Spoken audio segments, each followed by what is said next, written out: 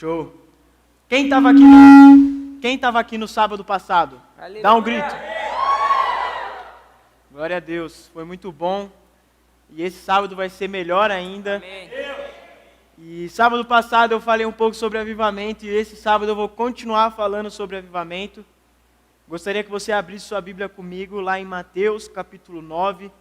Nós mais uma vez vamos ler do verso 35 até o verso 38. Na hora que alguém achar aí, por favor, falar um amém. Acharam? Então vou ler já. Diz assim: E percorria Jesus todas as cidades e povoados, ensinando nas sinagogas, pregando o evangelho do reino e curando toda sorte de doenças e enfermidades.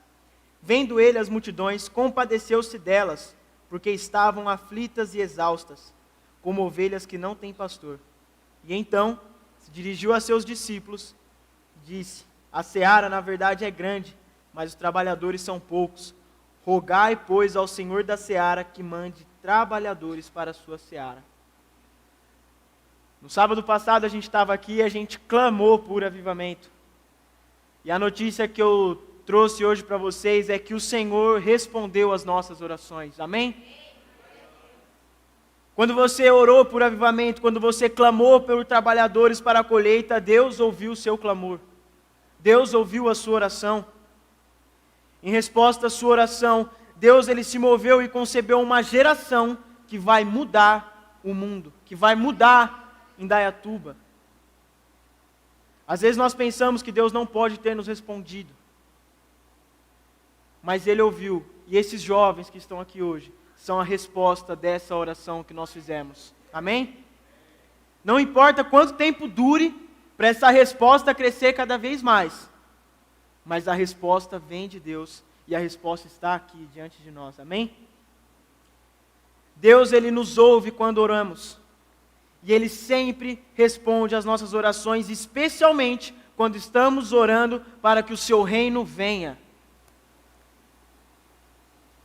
Mesmo que passe muito tempo com uma resposta pequena ou uma resposta que não seja aparente, Deus ele está trabalhando para alinhar todos os seus pedidos com a vontade dEle, e a vontade de Deus é o avivamento.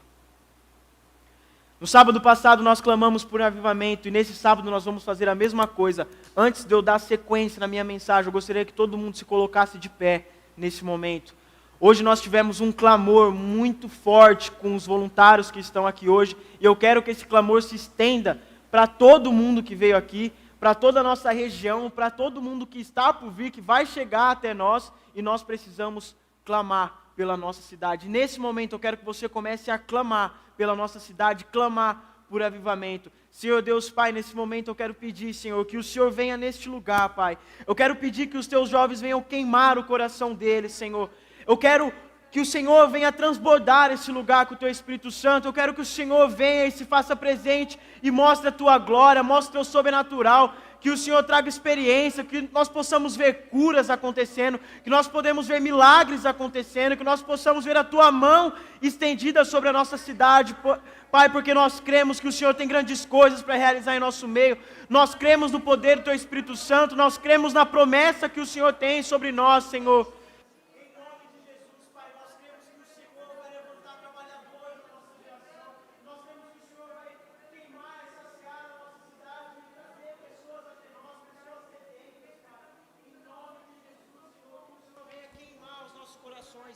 Que o Senhor venha queimar, Pai, esse lugar, venha queimar a tua igreja, venha incendiar os corações, Senhor. Nós queremos ver a tua glória, queremos ser embaixadores do teu reino, Deus. Em nome de Jesus, Pai, pelo de céu.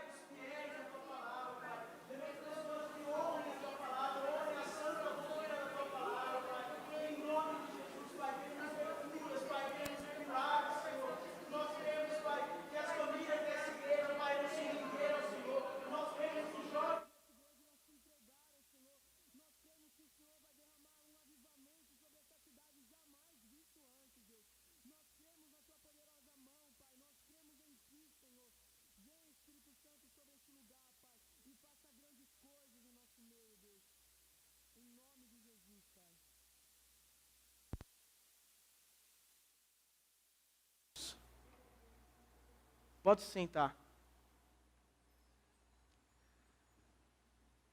Eu venho trazendo essas mensagens sobre avivamento porque, como Elias um dia viu uma nuvem do tamanho da mão de um homem, como Elias do século 21, eu consigo ver uma nuvem do tamanho da mão de um homem que vai derramar uma chuva do avivamento sobre nós. Eu estou firmemente convicto que o que está para acontecer na nossa nação, no mundo, é algo que jamais foi visto antes. Quando nós pegamos para estudar todas as ondas de avivamento que aconteceu no mundo, todas elas aconteceram depois de uma grande tragédia. E nós estamos vivendo uma tragédia que atingiu o mundo. E algo grandioso está para acontecer. O Espírito vai se mover de forma grandiosa no mundo todo. Porém, nós, como corpo de Cristo, precisamos preparar os nossos corações, preparar as nossas vidas, preparar as igrejas, ministérios, para que aquele que pode ser o maior avivamento visto no mundo. E o primeiro ponto que eu queria falar com você é que nós precisamos morrer para tudo, nós precisamos morrer para tudo em favor desse homem que morreu por mim e por você. O avivamento começa por esse nome, Jesus. Sem Jesus não existe avivamento. Verdadeiramente nós precisamos nascer de novo. Porém, por não ter bases bíblicas, por não termos comunhão com verdadeiros cristãos, ficamos sem defesas contra as forças internas, contra as forças externas que usam de tudo para que o plano de Deus não se cumpra na nossa vida, para que o avivamento não aconteça e para que tudo isso se apague. Porque para tudo isso aqui se apagar é muito rápido. Basta você ficar sem contato com a palavra, sem contato com irmãos, sem intimidade com Deus. A nossa atração por Cristo e o nosso entendimento da sua vida e missão devem começar a crescer. Porque sem isso, nós vamos nos afastando. E gradativamente, nós vamos mergulhando no pecado. Porém, o oposto também é verdade. Quando nós nos aproximamos, gradativamente, nós vamos abandonando o pecado e vivemos para o propósito de Cristo em nossa vida. E foi dessa forma que o meu discipulado começou, com Jesus. Antigamente eu costumava olhar para dogmas religiosos, para costumes, para tradicionalismos. Mas hoje, com esse discipulado, com o nome de Jesus, nós começamos a olhar para o poder dele, para curar, para libertar e para salvar. Porque a doutrina que nós aprendemos durante a nossa vida, ela deve acompanhar a nossa compreensão de Jesus através do poder dele, e não através do que alguém diz para nós. Porque se nós não experimentarmos o poder de Jesus Cristo na nossa vida, o sobrenatural, o extraordinário, os milagres, nada vai fazer sentido. Como diz em 1 Coríntios 2, versículo 4 e 5, a minha palavra e a minha pregação não consistiram em linguagem persuasiva de sabedoria, mas em demonstração do Espírito e de poder, para que a vossa fé não se apoiasse em sabedoria humana, e sim no poder de Deus.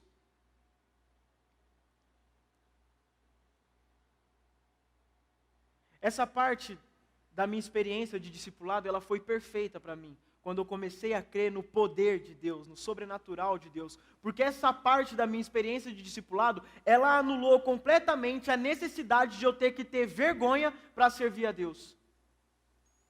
E é o que acontece muito no nosso meio. Nós temos vergonha do que Deus pode fazer, nós temos vergonha do poder de Deus, nós temos vergonha do sobrenatural, mas esse discipulado de Jesus Cristo, ele anula completamente isso. Porque não existe necessidade de vergonha quando você está mergulhado no poder dele. Quando eu comecei a estudar sobre avivamento, 2 itens me chamaram a atenção.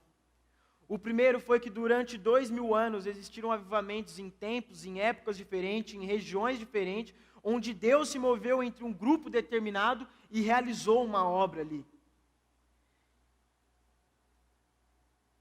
Porém, em todos os casos, o avivamento durou um curto período de tempo. E a igreja, em geral, não permaneceu nesse avivamento. E isso me perturbou um pouco, porque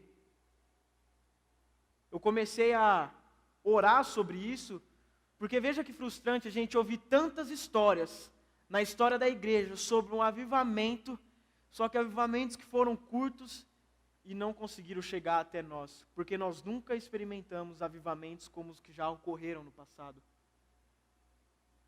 Eles paravam, eles tinham um prazo de validade, e eles não chegaram até nós. O segundo ponto que chamou minha atenção foi que em quase todos os casos de avivamento, Deus pegou a igreja de surpresa. E um dos principais fatores com que a igreja tivesse um avivamento com um curto espaço de tempo foi porque, por ser pega de surpresa, a igreja não estava preparada para receber esse avivamento. E para falar sobre esse preparo da igreja sobre o avivamento, eu queria contar para vocês um avivamento que aconteceu lá na década de 40, no próximo do fim da Segunda Guerra Mundial, e aconteceu um fenômeno muito raro que ficou conhecido como Baby Boom. Existiam jovens que haviam voltado da guerra e eles começaram a se estabelecer na vida de casado e a conceber maior influência e maior ideologia sobre a região que eles viviam, a região norte-americana. Porém, o trauma da guerra mundial, unido com a alegria de uma vitória deles sobre o fascismo, fez com que essa geração se tornasse uma geração muito mais influente, muito mais próspera, muito mais inteligente. Foi a geração de mais otimismo e sucesso que já existiu na história da América. Então surgiram os boomers, que era o nome dado aos bebês que nasceram dessa geração. E esses boomers, eles se tornaram a geração mais ampla, mais próspera, mais bem educada, mais idealista, e o seu impacto na cultura foi muito forte. À medida que os primeiros boomers iam amadurecendo na década de 60, quando eles já tinham mais ou menos 20 anos de idade, a nossa idade aqui hoje, o presidente Kennedy ele foi assassinado. E isso alterou os direitos civis da galera. Então, pela primeira vez, uma cobertura de televisão trouxe uma guerra para dentro da sala de estar da casa do povo norte-americano. Estava acontecendo uma guerra e eles levaram isso para a televisão. E as pessoas começaram, os boomers, começaram a ver o que estava acontecendo. Então a consciência dessa geração boomer que ficou inconformada com isso, começou a responder com zombarias, badernas e protesto, que cresceu com muito impacto naquela geração. Eles estavam inconformados com o que estava acontecendo, com aquela nova cultura, com aquela nova economia. E em meio a essa mudança política, econômica, cultural dos anos 60, os boomers começaram a experimentar drogas e ideias da nova era.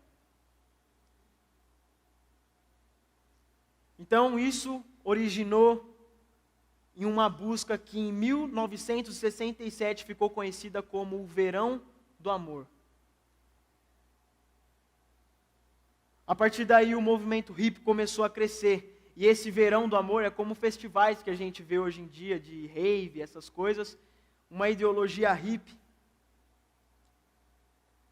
Então milhares de jovens, eles começam a se concentrar em São Francisco e começa a nascer uma nova contracultura que os pais dele haviam criado, uma cultura de estabelecer família, uma cultura de ser inteligente, de estudar, de crescer. Surge uma contracultura de sexo, drogas e rock and roll. Foi nesse período que surgiu essa frase: sexo, drogas e rock and roll. E essa era a geração hippie que estava vivendo naquele tempo.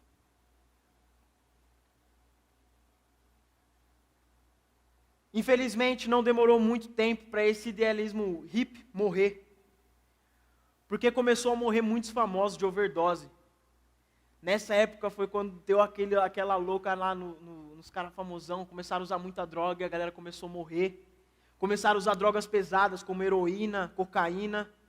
E a experiência bonita e perfeita de paz e amor foi seguida de morte, mais morte, mais morte, cada vez mais morte, de pessoas famosas, de jovens.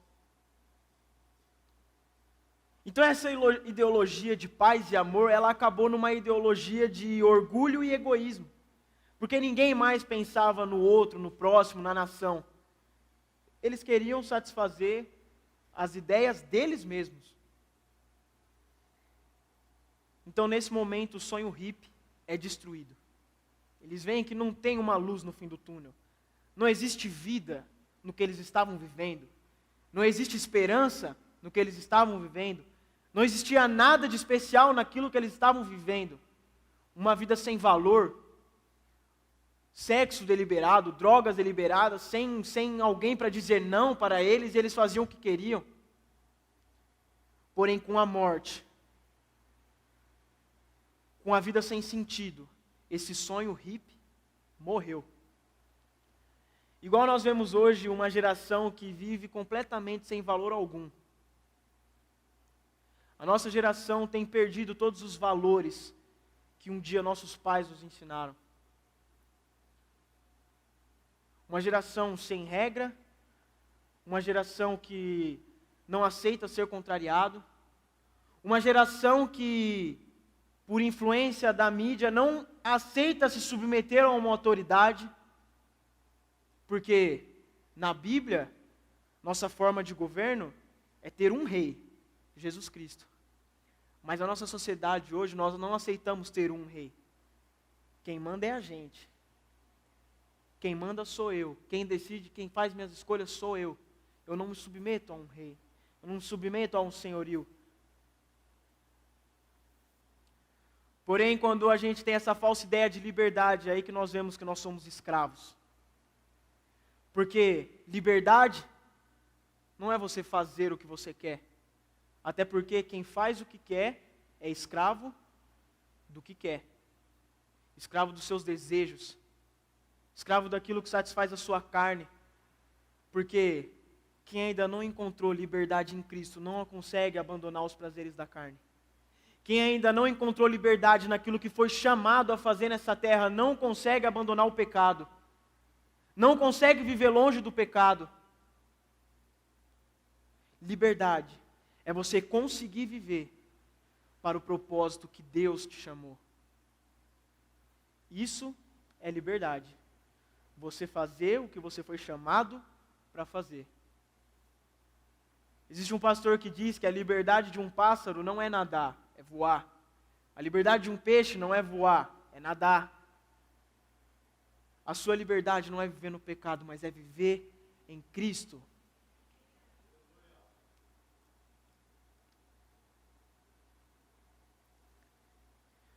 Foi nessa época que Deus respondeu com o seu próprio movimento. Ele respondeu com a verdadeira cultura do avivamento, que ficou conhecido como Movimento Jesus. Foi quando os jovens estavam sem saber para onde ir e a morte esperava eles sem nenhuma esperança que Deus começou o seu movimento, o Movimento Jesus. Milhares de jovens começaram a rejeitar a filosofia hippie e passaram a experimentar uma fome espiritual que só podia ser saciada por Jesus. Milhares de jovens começaram a seguir de Jesus com muita dedicação, uma maior dedicação com a que eles tinham quando eles praticavam os seus pecados. Quando eles iam para a rua fazer baderna, bagunça, eles se dedicaram a Jesus de tal forma que as igrejas começaram a lotar. Eles encontraram paz e amor em um relacionamento vivo com o Senhor Jesus Cristo. Esse movimento ele chegou a chamar a atenção da mídia nacional e eles fizeram um documentário em várias revistas da época sobre o Movimento Jesus. Quando a gente vai pegar relatos desses movimentos que existiam, eles diziam que um saldo baixo de evangelismo naquele tempo era quando em um dia apenas 10 pessoas se rendiam a Cristo. Imagine se cada culto 10 pessoas se rendessem a Cristo aqui nesse lugar.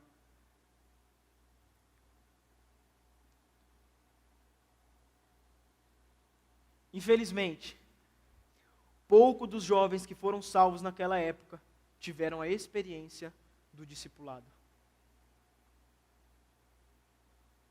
Muitos vieram a Cristo como resultado da obra sobrenatural do Espírito Santo.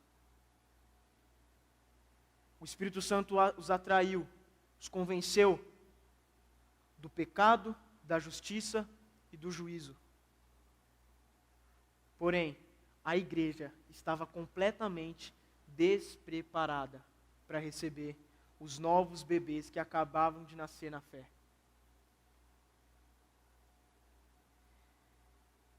Esses crentes, eles não tinham berço, eles não tinham trocador, não tinham berçário, eles estavam sujos, chorando, precisando de alimento.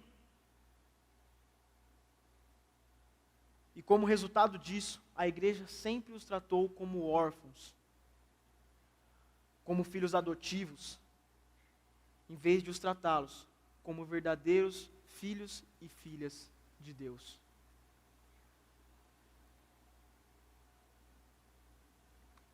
Poucas igrejas aceitavam crentes com cabelo comprido, sujo, sem sutiã, todo tatuado, com dread, com aquele estilo hippie que a gente vê.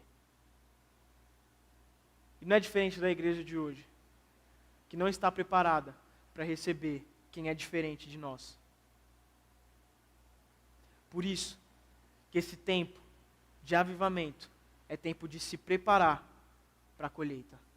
A igreja precisa estar preparada para um avivamento. Muitos frequentadores tradicionais da igreja não entenderam ou não deram valor para o que Deus havia feito no meio deles. Deus acaba de ter salvo uma geração no meio deles e eles não deram valor para isso.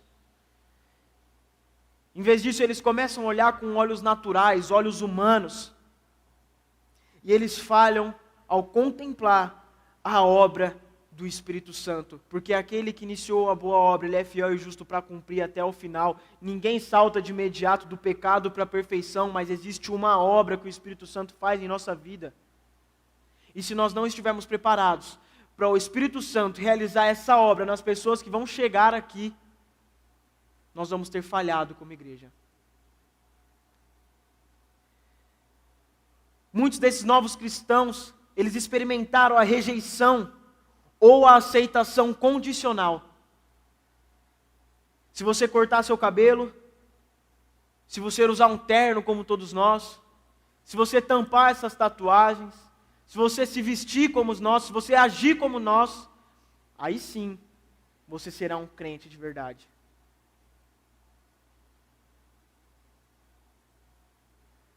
Esses novos cristãos, eles começam a ter que se submeter aos seus líderes e pastores de uma forma abusiva e destrutiva.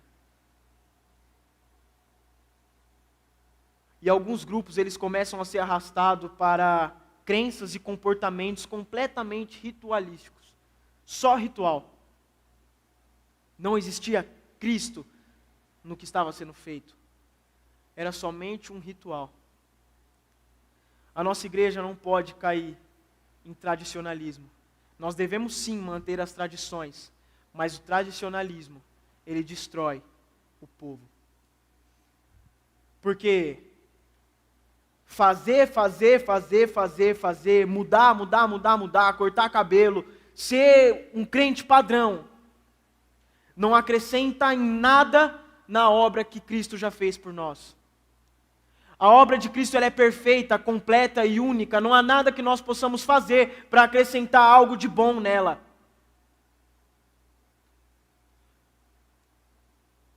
Não existe nada que você faça que vá melhorar o que Jesus já fez por você. Não existe nada que quem está lá fora e vai chegar aqui precise fazer, a não ser ouvir a voz do Espírito Santo. Não é o que ela faz, mas é o que Cristo faz.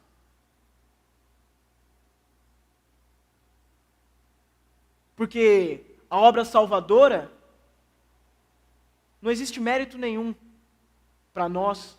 Nós não temos mérito nenhum na salvação. é somente por Cristo. E se não for em Cristo, não existe salvação. E apesar de muitos erros e falhas, também havia uma parte de líderes que perceberam o que Deus estava fazendo e se levantaram para aceitar o desafio. Novos tipos de igreja começaram a surgir. E a nossa geração encontrou uma voz. Nós temos que ser a voz desses jovens que estão sedentos. Mas essa voz, ela precisa apontar para Cristo. Eles precisam entrar aqui e achar uma esperança. Eles não precisam de mais rituais. Eles precisam de mais esperança. Se nós estivermos à beira de um avivamento, seria uma tragédia a gente perder ele porque falhamos como igreja. Gostaria agora, para finalizar essa mensagem, de expor com vocês o texto que eu li em Mateus, capítulo 9, versículo 35, diz assim: E percorria Jesus todas as cidades e povoados, ensinando nas sinagogas, pregando o evangelho do reino e curando toda sorte de doença e enfermidades. Jesus conduziu os seus discípulos por várias cidades e aldeias na Galileia, onde declarou o seu reino com sinais e maravilhas. Sua mensagem era muito mais do que a obra da salvação. A sua mensagem era sobre o reino de Deus. A sua mensagem era, antes da gente chegar a esse reino, trazer esse reino no meio em que a gente vive. Por isso, ele saía curando, ministrando, pregando e demonstrando sinais e maravilhas. Era uma demonstração do seu reino. Versículo 36, vendo ele as multidões, compadeceu-se delas, porque estavam aflitas e exaustas, como ovelhas que não têm pastor. Jesus, ele não viu as pessoas somente através dos seus olhos naturais, ele as viu através dos olhos espirituais. Ele poderia ter estabelecido o meu e o seu valor de acordo com os nossos sucessos e com os nossos fracassos. Ou através dos olhos da religião, como pecadores terríveis e rebeldes. Ou através dos olhos do julgamento, como pessoas que só mereciam a condenação. Mas em vez disso, ele olhou para mim e para você através dos olhos de compaixão. Ele nos viu como vítimas da opressão, que estamos arruinados e destruídos pelo pecado. E da mesma maneira, precisamos olhar de outro modo para a colheita e nos permitir ser movidos por compaixão pelos que estão perdidos. Como Jesus, nós devemos ter olhar de compaixão por aqueles que estão perdidos. Nós não devemos olhar com os nossos olhos naturais, com olhos do julgamento, olhos da condenação, com olho religioso, mas com olhar de compaixão. Porque as pessoas estão destruídas e arruinadas pelo pecado. E nós podemos levar a resposta que é Cristo. Versículo 37. E então se dirigiu aos seus discípulos. A seara, na verdade, é grande, mas os trabalhadores são poucos. Da perspectiva de Deus, a colheita é sempre abundante. O pai constantemente, ele olha para o horizonte para ver se o filho voltará para casa. E quando ele vê o perdido voltando para casa, a reação que ele tem não é com dogmas, paradigmas, não é com nada disso, é correr e abraçar o filho. Nós precisamos ser assim também. Precisamos assumir responsabilidade pela colheita. Esse não é o trabalho de outra pessoa, esse é o seu trabalho. A obra de Deus continua. A obra de Deus não para. E esse chamado é para você. Versículo 38. Rogai, pois, ao Senhor da seara que mande trabalhadores para a sua seara. É muito interessante que Jesus nunca nos disse para orar pela colheita, mas orar por trabalhadores. Então, o que nós devemos orar? Oramos para que Deus nos traga trabalhadores habilidosos, que entrem na colheita, mas também nós nos preparamos para que nós mesmos sejamos respostas da nossa própria oração, por trabalhadores. Gostaria de chamar a banda. No último sábado nós oramos por trabalhadores, e esse sábado não vai ser diferente. Nós estamos nos preparando para o avivamento. Eu queria que você guardasse esses princípios. O primeiro princípio de que Jesus vai te conduzir por cidades, lugares, onde você às vezes nem vai imaginar, para demonstrar sinais e maravilhas que apontem para o reino de Deus. Você precisa trazer o reino de Deus aonde você for.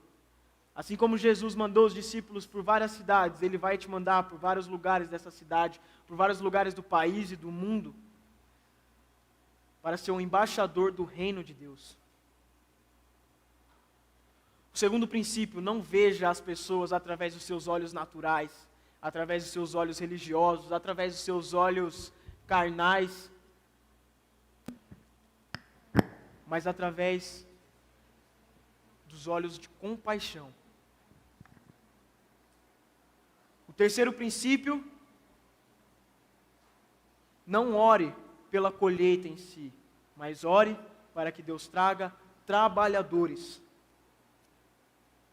E sempre lembre, esse não é o trabalho de outra pessoa, esse é o seu trabalho. Que você seja a resposta da sua própria oração. Nesse momento, se coloque de pé.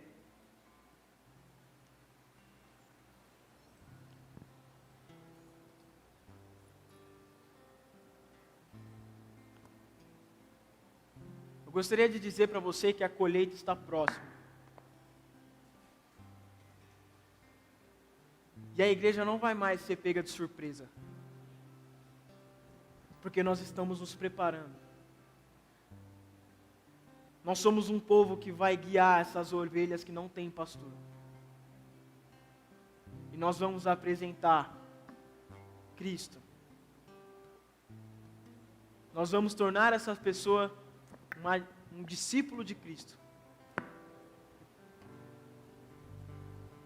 Nós não vamos mais estar despreparados para receber pessoas que estão destruídas e arruinadas pelo pecado. Muito pelo contrário. Nós somos resposta de oração. Nós somos resposta a esse texto que Jesus nos mostra, onde os discípulos um dia rogaram por trabalhadores e nós somos os trabalhadores. Verdadeiramente, a seara é grande e os trabalhadores estão aqui. Amém? Quando a gente estuda sobre conversões em momentos de avivamento, a principal característica é que as pessoas exerciam a fé em Cristo Jesus através do sobrenatural do Espírito Santo. A resposta que eles tinham sobre Cristo era através do sobrenatural. Não era através de mensagens e falas persuasivas vindas de homens, mas sim através do que eles viam através do Espírito Santo. O que eles viam o Espírito Santo realizar. Eu gostaria de ler um trecho com vocês rapidamente. Tendo chamado os seus 12 discípulos, deu-lhes Jesus autoridade sobre os espíritos imundos para expelir e para curar toda sorte de doenças e enfermidades. A estes 12 enviou Jesus, dando-lhes as seguintes instruções: não tomeis rumo aos gentios, nem entreis na cidade de samaritanos, mas, de preferência, procurais as ovelhas perdidas da casa de Israel. E à medida que seguides, pregai que está próximo o reino dos céus. Curai enfermos, ressuscitai mortos, purificai leprosos, expelir demônios. De graça recebestes, de graça dai. O Senhor nos deu autoridade para manifestar o sobrenatural do Espírito Santo nesse lugar. Eu não entendo mais porque hoje em dia nós não vemos mais o sobrenatural de Deus, se Ele nos deu essa autoridade aos seus discípulos, aos seus trabalhadores, a ir e curar, expulsar demônios, a profetizar. E nós não vemos mais isso no meio da igreja. Mas é porque a igreja se tornou uma geladeira que está acostumada a somente seguir dogmas religiosos e não está mais alinhado com o sobrenatural do Espírito Santo, que foi apresentado no dia de Pentecostes, onde a nação inteira se rendeu e viu que Jesus é o Senhor, que só em Jesus há vida, que só em Jesus existe esperança, e nós vamos mostrar isso a essa cidade através do sobrenatural do Espírito Santo. Não existe outra resposta a não ser o poder de Deus para essa nação. Não existe milagre maior do que um coração que estava no pecado, um coração que estava morto, um coração que estava arruinado e destruído, se humilhar diante da presença de Deus e se submeter ao senhorio de Cristo. E esse é o avivamento que nós precisamos. Nesse momento eu quero levantar um clamor, mas eu queria que a igreja toda clamasse. Nós queremos ouvir a igreja de Deus clamando, com súplicas, com coração quebrantado, com fervor, porque se a igreja não pegar fogo, nós não vamos incendiar essa cidade, porque só tem como incendiar essa cidade com o fogo de Deus, e se não existe o fogo de Deus, não tem como incendiar corações, não tem como espalhar essa chama. A igreja precisa queimar. Nesse momento feche seus olhos e comece a clamar por avivamento, pelo fogo de Deus. Comece a erguer a sua voz e não tenha medo, porque esse discipulado de Jesus não existe espaço para vergonha, não tem motivo para vergonha, não tem motivo para medo. Se você ainda tem isso no seu coração, peça para Deus tirar isso de você, porque isso não provém dele. Se nós queremos ser voz para essa geração, nós precisamos erguer a nossa voz. Se nós queremos ser resposta para essa geração, nós precisamos dar a resposta com a nossa voz. Se nós queremos ser fogo para essa geração, nós precisamos queimar os nossos corações. Se nós queremos ser chama acesa, se nós queremos ser algo iluminado, se nós queremos iluminar essa cidade, nós precisamos mudar o nosso coração. Precisamos alinhar a nossa vida, precisamos alinhar a igreja, precisamos alinhar o ministério, precisamos alinhar a nossa vida com Deus, o nosso propósito, a nossa direção. Precisamos do fogo de Deus nesse lugar, e que o Senhor acenda uma chama nesse altar, Pai, que o Senhor acenda uma chama nessa igreja, Pai, que esse fogo venha se espalhar, Senhor.